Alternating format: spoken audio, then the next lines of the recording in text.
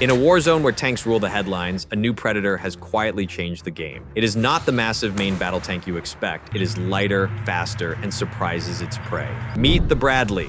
When the United States sent this vehicle to Ukraine, many expected it to carry infantry and play support. What it started doing instead, according to verified open source footage and independent analysts, was hunting Russian armor in specific engagements. This American vehicle is damaging Russian armor in documented encounters. Here is how. Let us rewind to how we got here. In 2023, the United States began delivering the M2A2 Bradley infantry fighting vehicles to Ukraine. According to U.S. Department of Defense releases and widely cited tallies, around 186 vehicles were sent. Initially, skeptics asked, why send an infantry fighting vehicle? Is this not just a support platform, not a tank? And yes, by design, the Bradley carries infantry. But in the crucible of eastern Ukraine's battlefield, Ukrainian forces adapted its role. They turned the Bradley into what might best be described as a tank hunter's machine in certain operations. Rather than moving with infantry bundles, these Bradleys began popping up, firing, relocating, and disrupting Russian armored movements. Footage from the summer of 2023 shows Bradleys arriving in the Zaporizhia region shortly after Ukraine's counteroffensive, as geolocated by open source researchers. Where battle clips are shown, they will be labeled as archival and edited for educational context. According to open source casualty trackers such as Oryx, roughly 70 to 75 Bradleys had been destroyed, damaged, or captured by early 2025. That presents a dual reality, notable battlefield impact alongside significant attrition. More on that later. Now let us look under the hood. Why is this relatively older American vehicle causing such a headache for Russian forces in documented cases? First, firepower. The Bradley is equipped with the 25mm M242 Bushmaster chain gun, plus a coaxial 7.62mm machine gun and the capacity for TOW anti-tank missiles. That combination gives it flexibility. It can engage infantry, lighter armored vehicles, and, in some circumstances, tanks. Second, protection and survivability. According to summaries of a Russian study of a captured Bradley conducted by Russia's 38th Research Institute of Armored Vehicles and reported in open sources, the vehicle outperformed the Russian BMP-3 in armor, firepower, and ergonomics. Those reports describe a hull with aluminum and steel layers, a mine protection polymer mat, and shock-absorbing seats, which together provide improved protection against mines and anti-tank guided missiles when compared with the BMP-3. Third, crew and digital advantages. While not a modern heavy vehicle like a tank, the Bradley offers good visibility, modern optics in the ODSSA variant, and relative mobility on open ground. It allows crews to detect threats, engage, and withdraw. So, we have a vehicle that combines strong protection for its class, solid firepower, and a role that Ukrainian forces have adapted to their battlefield conditions. There is a caveat. The Bradley is not perfect. We will get to its flaws in a moment. Before moving on, picture this. A Russian T-90 tank advancing, expecting easy suppression of infantry columns. Instead, a Bradley pops up from cover, fires 25mm rounds, then launches a TOW missile from its launcher. The tank crew is stunned. That type of scenario appears in multiple videos assessed by open source analysts. Where available, reporting indicates these exchanges occurred between military units away from civilian areas. No civilian casualties are reported in those specific clips. When your adversary begins studying your vehicle for lessons, you know you have made waves. Russia's own research institute has been reported to have called the Bradley a model worth examining for future Russian infantry fighting vehicles. The war does not wait for neat packages. In eastern Ukraine, the Bradley found itself in the messy, brutal world of ambushes, mines, drones, and artillery. One reported engagement stands out. In July 2023, Ukraine's Deputy Defense Minister, Hanna Maliar, stated that a single Bradley destroyed 2 Russian T-72 tanks in the Zaporizhia region, using its TOW anti-tank missiles. That claim cannot be independently verified to the letter, but multiple credible outlets referenced it, and available footage shows Bradleys in deadly duels with Russian armor. No civilian casualties were reported in relation to that specific claim. On the 12th of January 2024, footage surfaced showing a pair of Bradleys of Ukraine's 47th Mechanized Brigade engaging a Russian T-90M tank near Stepov. After roughly 10 minutes, they disabled the tank, reportedly by damaging its turret rotation mechanism. These engagements mark something important. The Bradley is not being used simply to carry troops into battle. In many cases, it is acting as a tank killer, finding, targeting, and disabling armored threats in direct combat. Ukrainian crews adopted the Bradley in a new role. Instead of leading infantry assaults across open terrain, where Soviet-era doctrine often guided APC and IFV use, Bradleys were used in ambushes. They used cover, hid behind terrain or wreckage, launched missiles, or fired their 25mm cannon, and then relocated to avoid counterfire. The combination of a rapid-fire autocannon, tow missile capability, and improved sensors meant the Bradley could exploit identifiable weaknesses in some Russian armored tactics: slower reaction time, more predictable movement, and weaker optics. Ukrainian soldiers themselves have credited the Bradley's protection and firepower with saving lives, not just knocking out enemy vehicles. While there is no single authoritative figure for crew survival, multiple reports suggest higher survivability compared to older Soviet armored personnel carriers. A journalist observed that Russian technical analyses have acknowledged advantages in the Bradley's design, with some commentary noting it is in a different league from the BMP-3. That is a paraphrase of reporting rather than a direct official statement. When your adversary begins studying your equipment, you have made noise. In this case, Russia's 38th Research Institute of Armored Vehicles, part of the Ministry of Defense, reportedly ran comparative testing on a captured Bradley and concluded it outmatched their BMP-3 in armor, armament, and crew ergonomics, according to secondary sources summarizing the study. Meanwhile, Rostec chief executive Sergei Chemezov stated that the Bradley's cross-country mobility was a serious weakness, in his view making it a big, stuck target if mishandled or caught in soft ground. Taken together, these reactions suggest that the Bradley is effective in specific contexts, that Russian military units believe its weaknesses can be exploited, and that Russian engineers see value in studying the vehicle for future IFV development. No machine is perfect. The Bradley's battlefield record includes limitations. Let us consider the key weak spots. First, cross-country mobility. The Bradley was designed in the 1980s for European plains and road networks, not for the extremes of mud, minefields, broken terrain, and anti-tank ambushes common in parts of Ukraine. Russian statements and open-source videos highlight this. Second, size and profile. While its heavier armor offers better protection, that comes at a cost: a higher silhouette, a bigger footprint, and less agility in confined terrain. That makes it more visible to enemy drones, airbursts, and artillery fire. Third, attrition numbers. Open source trackers such as Oryx note that dozens of Bradleys on the order of roughly 70 to 75 by early 2025 have been recorded as destroyed, damaged, or captured. One dramatic example is frequently cited. During the counteroffensive around Mala Tokmachka in June 2023, the 47th and 33rd Mechanized Brigades reportedly lost as many as 17 Bradleys in a single action, largely due to mines and artillery. These weaknesses do not negate its value. They illustrate that even this formidable vehicle requires correct tactics, adequate support, and terrain suited to its strengths. The Bradley in Ukraine is not just another vehicle, it has become a symbol. For Ukraine and its Western backers, this is what material aid can do. The fact that a United States infantry fighting vehicle is entering the fight and reportedly outperforming older Soviet designs in many encounters sends a message of technological and doctrinal shift. For Russia, the message is to study and adapt. The reported Research Institute findings, combined with industry statements, show that the Bradley has helped force a rethink. For armored warfare more broadly, the Bradley's performance reinforces a lesson. The 21st century battlefield rewards networked, protected, flexible vehicles as much as sheer firepower. The tank may still dominate headlines, but the hunter ambush vehicle is increasingly prominent. On paper, the Bradley was never meant to be a headline weapon in a 21st century war. On the ground in Ukraine, it has become a case study in adaptation. To understand why, we need to look at how Ukrainian troops are actually using it, because it is not about hardware alone. It is about tactics, communication, and survival. Ukraine's modern battlefields are not static fronts. They are sprawling, shifting kill zones watched constantly by drones. The Bradley's crews quickly learned that moving like a tank is a death sentence. Instead, they hunt. They use tree lines, ridges, and ruined villages as cover. They advance in short bursts, often under drone overwatch, ready to fire and reverse before artillery locks on. According to open-source reports and footage assessed by analysts such as GeoConfirmed and Oryx, Bradleys are often paired with small reconnaissance drones that feed live targeting to the crew. That real-time coordination allows them to engage Russian vehicles from unexpected angles, often before the opposing crews realize what is shooting at them.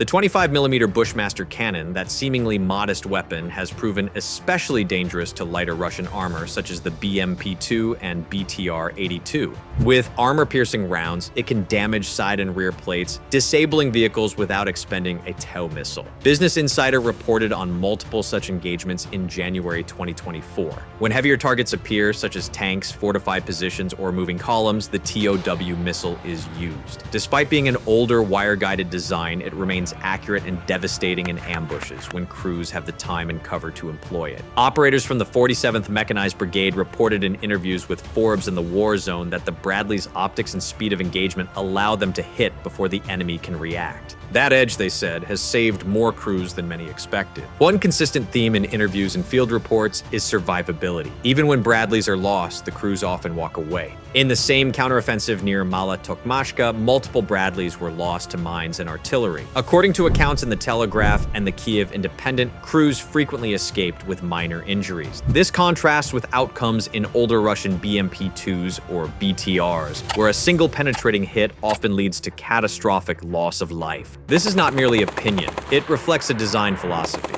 The Bradley was built during the Cold War under American doctrine that prioritized crew protection over mass deployment. It is heavier, more complex, and more expensive than the BMP. But those trade-offs appear to be paying off in human survivability. Open source summaries of Russian engineering assessments also acknowledge this. The captured Bradley, examined by Russia's 38th Research Institute, reportedly impressed engineers with internal safety systems, including spall liners and shock-absorbing seating. There's another layer that is not easily measured in numbers: morale. For Ukrainian units, receiving an American-made Bradley feels like a status upgrade. It signals continued international support and brings a real, tangible capability. For Russian military units facing it, the Bradley's reputation from the Gulf War, where it destroyed a significant number of Iraqi tanks, still lingers. Facing it in Ukraine carries psychological weight. A statement attributed to a Russian soldier and reported by independent media after a failed assault near Robotyne claimed, "When we hear the Bushmaster, we dive for cover. You cannot see it, just bursts and impacts." This is anecdotal and should be treated as unverified testimony, but it illustrates the psychological dimension. In modern warfare, perception is as important as performance. The Bradley affects both. Ukraine's terrain exposes one of the Bradley's biggest weaknesses: mobility in deep mud and broken fields. The M2A2 was designed for European plains and deserts, not for the endless mud and cratered fields of Ukraine. Ukrainian commanders have acknowledged this in interviews, noting that the Bradley's weight and wide tracks can lead to it bogging down in soft terrain. Russian state media amplified this point. Rostec chief executive Sergei Chmezov publicly claimed that the Bradley is not suited for such terrain, that it gets stuck easily and becomes target practice. While those statements serve an information objective, drone footage confirms that immobilization in soft ground has occurred. The crucial context is that crews often survived and were evacuated. So, is it invincible? No. Is it effective in many engagements when used with appropriate tactics and support? Yes. When you add it all up, the survivability, firepower, and adaptability. The Bradley represents something larger than a single vehicle. It is proof that how a weapon is used can matter as much as what it was designed for.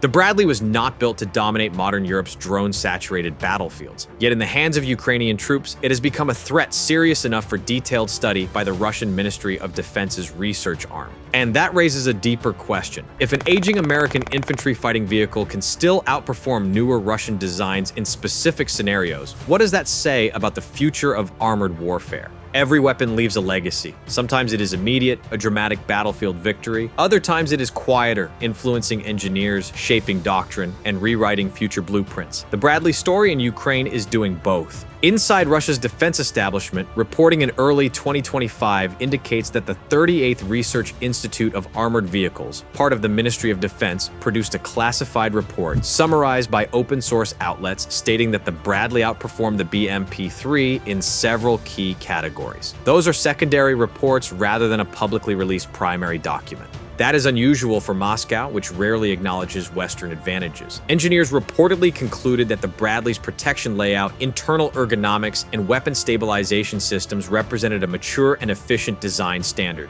Russian state media sought to downplay such conclusions, but analysis from Western defense publications argued that this points toward a strategic rethink in Russia's next-generation IFV development, particularly around the delayed Kurganets 25 program. In short, the Bradley did not just survive combat, it helped change how an opponent thinks about armor. On the Western side, militaries are also learning. The United States Army's next-generation combat vehicle program, which will eventually replace the Bradley, is drawing lessons from Ukraine. According to Defense News and other trade reporting, the Pentagon's analysts have been tracking the performance of Bradleys in Ukrainian service to refine priorities for the M30 mechanized infantry combat vehicle, the Bradley's successor. What they report seeing reinforces three truths: survivability saves lives, and crews that live can fight again. Networking is decisive, and vehicles that can share live data dominate. Drones have changed the game, and armor without overhead awareness is effectively blind. A United States Army colonel summarized it in an interview.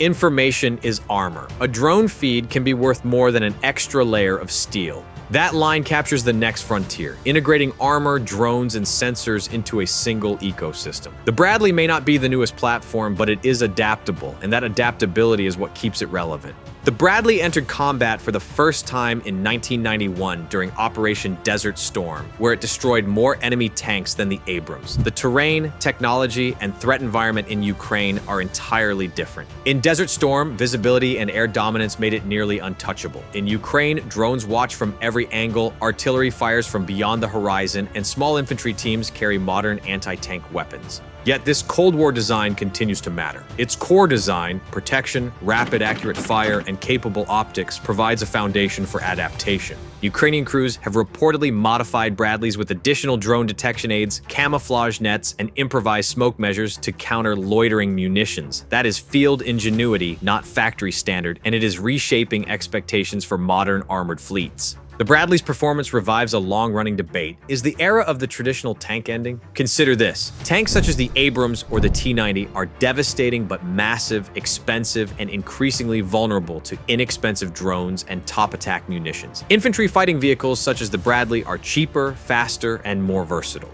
They carry troops, fight armor, and coordinate with drones from one platform. Some analysts have called the Bradley the tank of the drone age, arguing that its smaller profile and hybrid role suit multi-domain warfare. That is an opinion, and not all experts agree. To be clear, tanks are not obsolete, but the era of massed armored spearheads charging across open ground is fading. Today, drones spot, IFVs engage, and artillery finishes. The Bradley sits in the middle of that equation.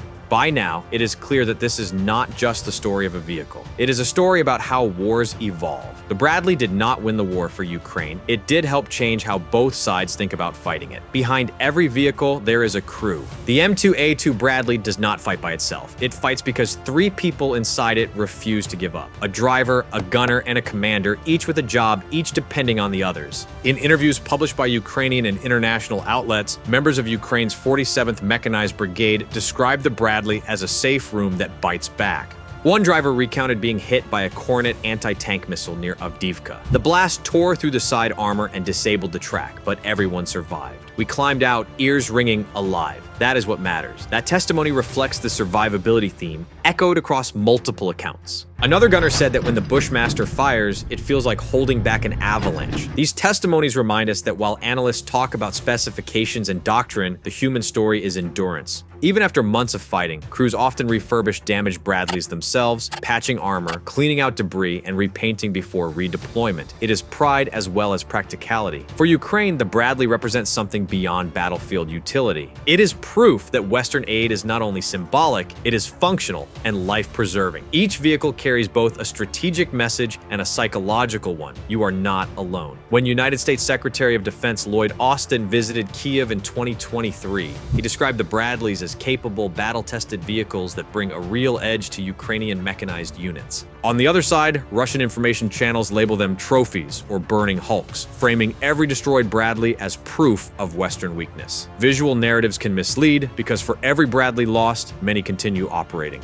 As of early 2025, independent tallies suggest around 120 Bradleys remained in Ukrainian service, a meaningful mechanized capability Ukraine did not previously possess. The Bradley's survival and success underscore a larger truth about this war. Advanced technology matters, but willpower matters more. Ukrainian crews often maintain their vehicles under fire, improvise spare parts, and even use 3D printed components to replace damaged fittings. In that sense, the Bradley story mirrors Ukraine's: take something old, adapt it, and refuse to to let it break. For the United States, it is a real-time case study in weapon longevity, a design first imagined to counter Soviet armor in Central Europe, now serving against Russian formations decades later. From the sands of Kuwait to the forests of Donbass, the Bradley's journey charts the evolution of warfare itself. In 1991, it proved that agility could beat armor. In Iraq, it showed the need for survivability against insurgency. In Ukraine, it is teaching the world that combines systems, drones, sensors, and armored mobility to find modern war. Every generation of soldiers that fights in it learns the same lesson. The machine matters, but the people inside define what it becomes. As both NATO and Russia design their next-generation vehicles, they are not just copying blueprints, they are copying experiences. The Bradley is, in effect, teaching the next generation how to fight.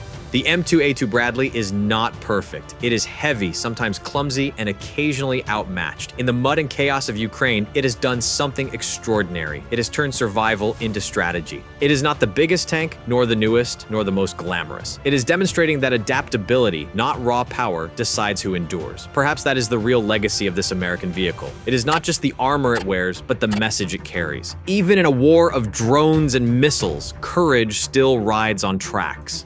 This video is for informational and educational purposes based on open source reporting. It does not promote or glorify violence and does not endorse any party in the ongoing conflict. Until next time, this is True Military Zone, signing off.